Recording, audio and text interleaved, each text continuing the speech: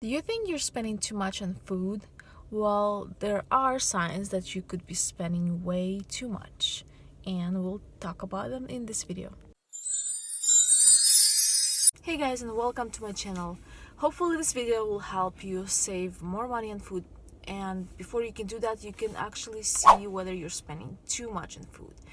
Well, some bloggers like Jordan Page recommend about $100 per person per month.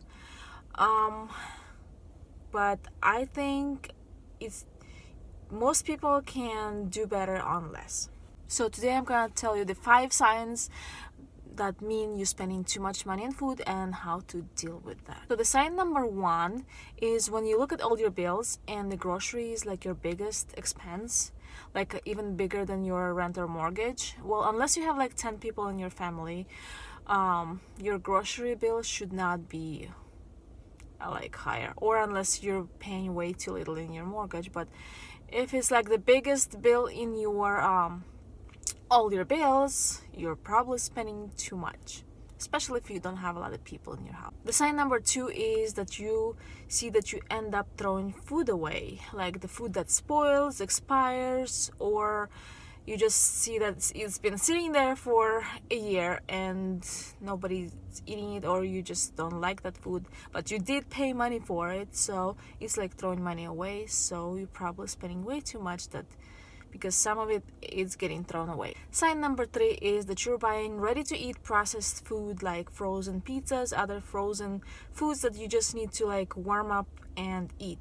Those are usually too expensive. If you look like price per ounce of the frozen food and the price per ounce that's like foods that you would make yourself, usually frozen foods are way more expensive price per pound or price per ounce. The convenience foods that already pre-cut or pre-sliced, that are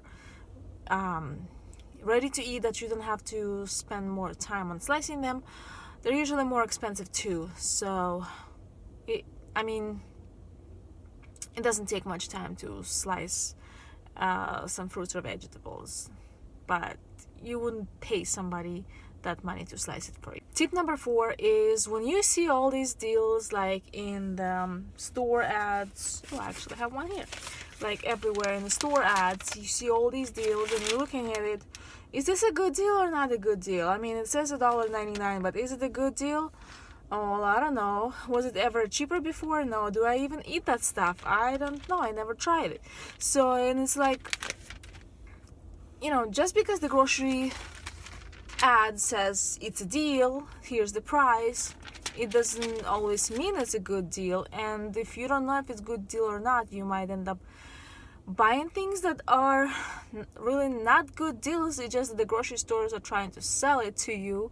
So you end up spending way too much money because you buying things that are not really deals, and you think they are, but you don't even know what items should cost at all, and you just like, I know some people, they don't know what they need or what they want or how much the things should cost, so they just walk into grocery stores and they just like end up buying just random things just because they feel like they need to buy something, and they don't know if it's a good deal or they're overpaying for it or if they even need it.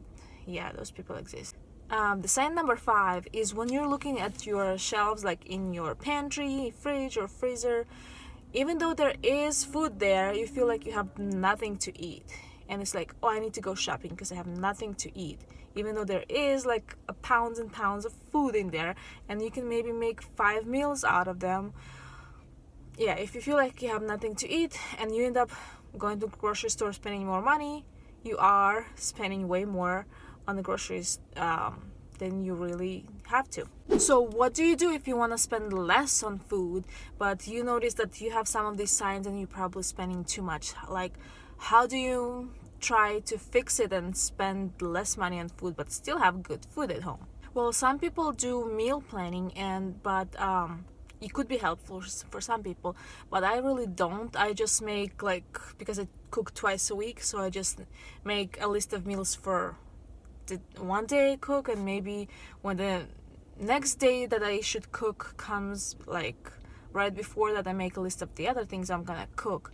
But if you don't know where to start, you can first list all the meals you normally make, that you know how to make and your family enjoys. Then you can see what ingredients go in those meals, and if it's something like rice or beef or certain vegetables, if they have to be in those meals.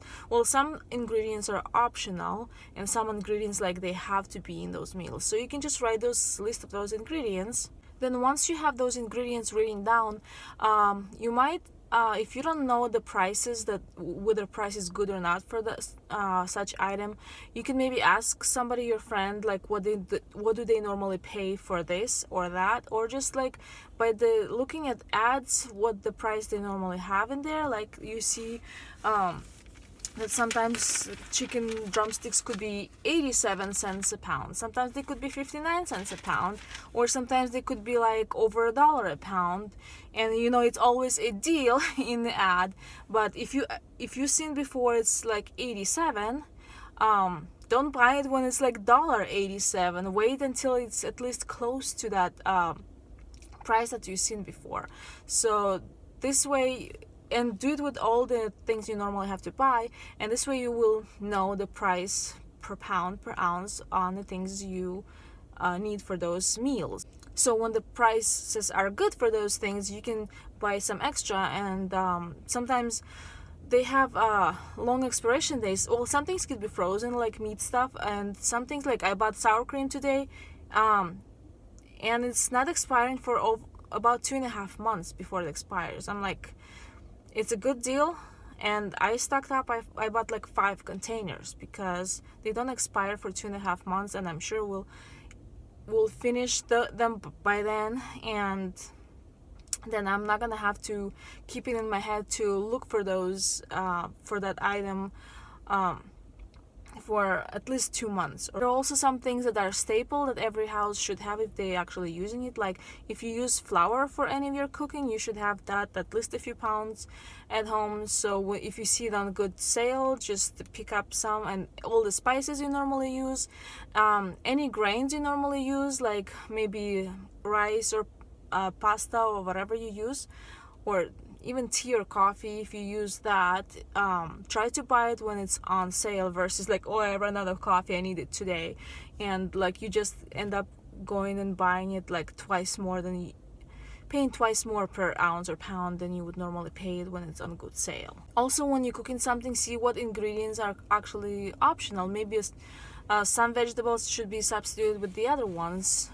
Lately my kids really like casseroles, so I can just make anything. Like if I have any kind of meat, like cooked, cubed and shredded, or ground meat, and any kind of grain, either rice or pasta or whatever, and some cheese for the top, I can just mix it all together. So it doesn't matter even if I would only have like 3 ingredients or 5 ingredients in the house, I would still be able to do it because some ingredients are like optional. So don't try to make complicated recipes that require 10 ingredients. Try to make the recipes that only need maybe 4 or less ingredients, and maybe half of those ingredients are optional or can be substituted for something else. Like if it needs 1 vegetable and it's not on sale, you can substitute it for something else.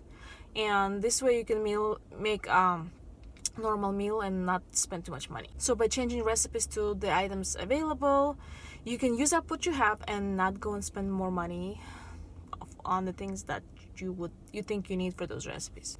So thank you guys for watching. I hope this video was helpful to you, and this will help you to spend less on your groceries if you have any of those signs that you might be spending way too much, or if you just want to have a lower grocery bills. Don't we all want to have that?